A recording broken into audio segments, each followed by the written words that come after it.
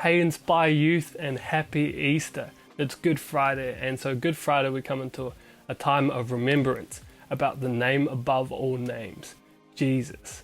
And so I have two thoughts to share with you today that have been really stirring me up, firing me up about just remembering Jesus.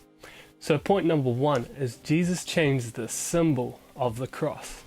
And so back in those days, people would be executed by carrying the cross to their place where they're going to be executed, and then they'll be crucified there. So the symbol of the cross was actually known as a symbol of death, a symbol of torture. And so when Jesus was crucified, he carried his cross, and then he died there, but then he rose again in 3 days. And so he changed the symbol of what the cross represented. So no longer was it death or torture.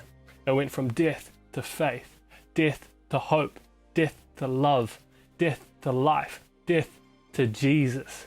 And so now we see the cross as a symbol of hope, a symbol of faith, a symbol of love, and we remember Jesus because of it. And I think that's just such an awesome feeling, and so awesome to know that he's so dramatically changed a symbol that was known for hatred, fear, death, and torture, and changed it for good. And so point number two that I want to share with you is that he did it for us. And so Jesus, or the Messiah, was prophesied since the beginning of the Bible, throughout the Old Testament, that he was going to come and build his kingdom here.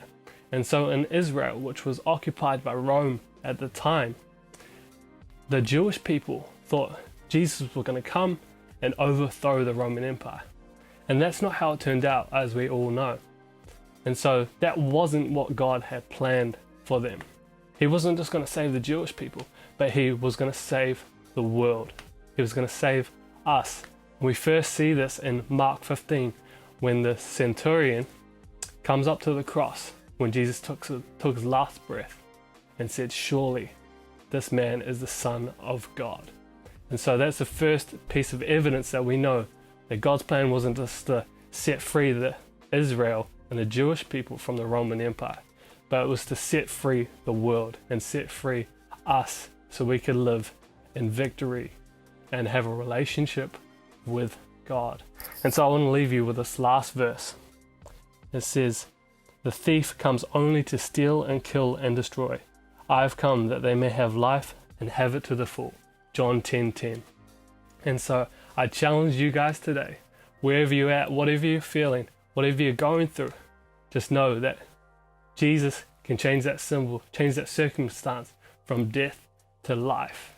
And remember that he died on the cross for you, so you could be free and set free from your sin. You no longer have to live in guilt or shame, but you can live in a relationship with God and live in the victory. We love you. God bless. Amen.